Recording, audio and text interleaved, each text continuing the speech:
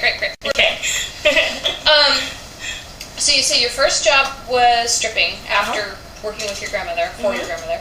Well, I don't know. I didn't get paid, so that kind of sucks. Right. Yeah. Child labor. You know, well, she was like, child two labor knocks against her. Wonderful. Okay.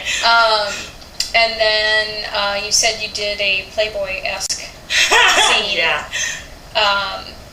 And so, how did you then progress? How did your career progress into adult video?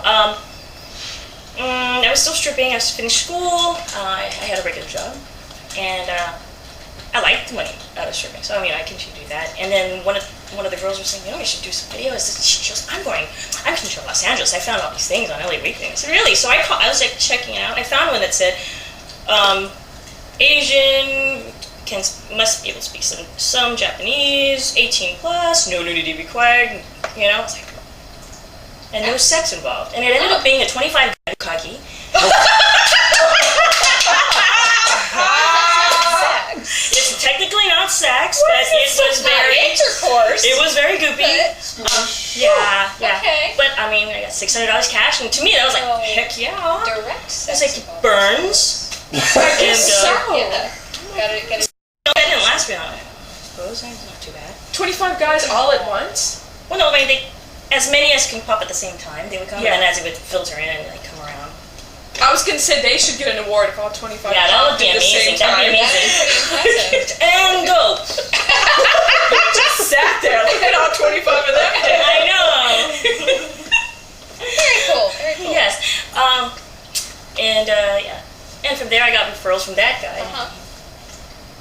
He says, "Oh, you like this?" I was like, "I guess." I mean, burns. You want to know what you said in Japanese? Huh? Oh, what did I say?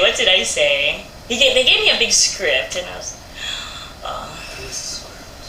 what was I saying? Okiyo, like it's big, and please no. Please. Onegaishimasu, no. Please don't. It was funny. So Skippy, I was calling them names.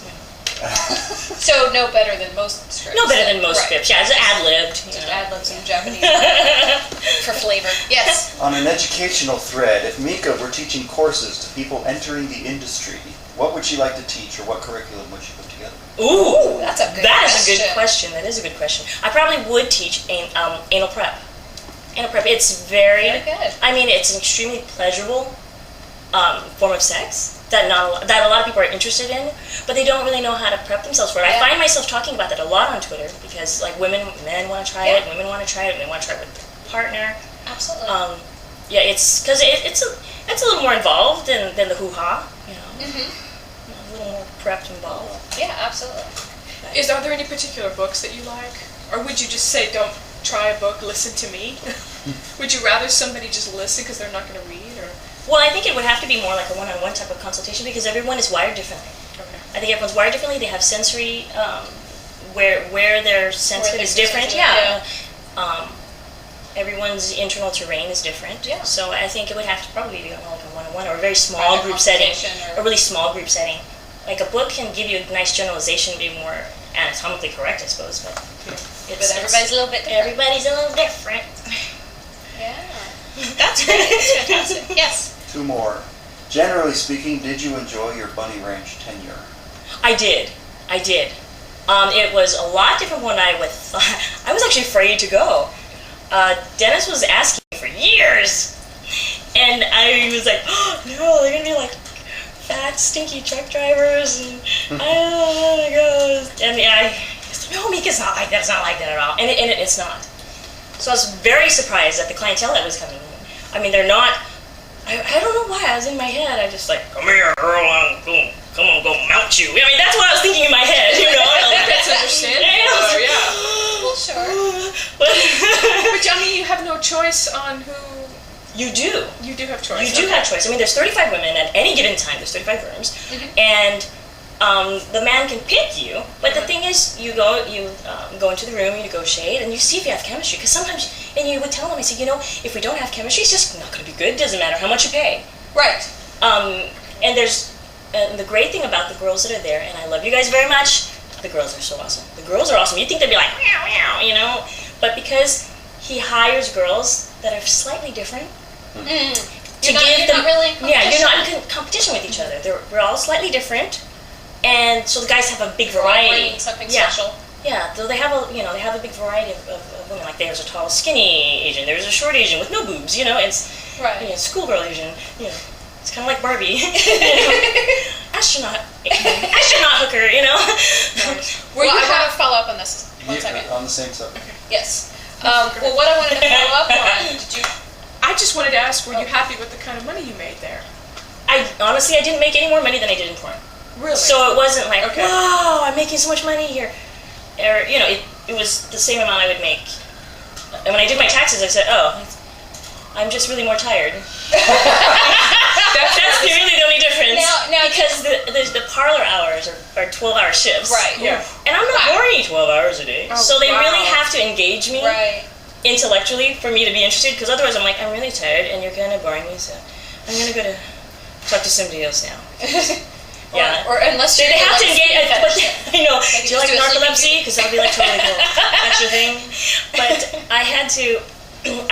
I kind of got a little spoiled because they almost needed to engage me in other ways, because there were so many guys that would come in and talk and talk and talk.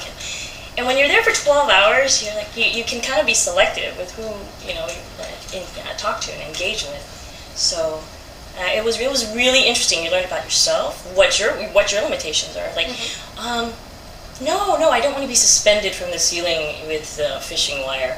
That doesn't sound fun at all. Not at all. That's not good. But I did a lot of role playing. Let me tell you, I ended up being the in-house dominatrix. That's what I was going to ask Yeah. you. Is that I heard that you ended up kind of filling that niche market of being the dominatrix, as Yeah. opposed to being on the receiving end for Yes, a lot of things. a lot of things. I was actually getting kind of pissed off. I said, "Will somebody fuck me already?" Perfectly good pussy is getting cobwebs. And it's hard now. I'll even give you my ass for free. Will someone please book me for sex? But I was getting kind of like, you know, I was getting frustrated a little bit. But yeah, a lot of the girls are not in the sex industry. They're actually really nice girls, and the reason why they do so well is because they do the girlfriend experience. Guys hire them for the girlfriend. They're nice, normal, average, everyday, girl next door kind of girls, and you're like, you want to do what to me? Oh my gosh, let me get Mika. Mika's kind of kinky. I'll be right back. Don't go away. Just sit right here in my room. I'll go get Mika. You know? So, you know, and so I ended up doing a lot of the.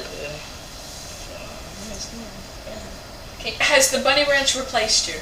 Huh? They can't. You're irreplaceable. There's no way. Like, the Bunny Ranch is. Oh, not I'm sure they found. have. No, I'm sure they have. I'm not sure if there's anybody as tolerable to the kink stuff. But I mean, they've always had Maya. She's another busty Asian. So they got the busty Asian. But you know, the dominant dominatrix. I mean, have they found? I don't That's know. like I don't niche to know. fill in. Yeah, It is because honestly, truthfully, any guy can get sex anywhere. You can hit it anywhere. You buy a girl enough drinks, you know. I mean, really. It might not be exactly what you want. Might be exactly what you want. You might have to settle, but you know. And honestly, if you just want sex, straight up sex, you can get that anywhere. You don't go to a brothel for that. You go for some things that you don't want to ask your wife to do. Right. You go there for something Or kind of kinky or too embarrassed, or like A fantasy I don't want to act out. I don't want to ask my girlfriend this because she's gonna think I'm fucked up, you know. Yeah. So.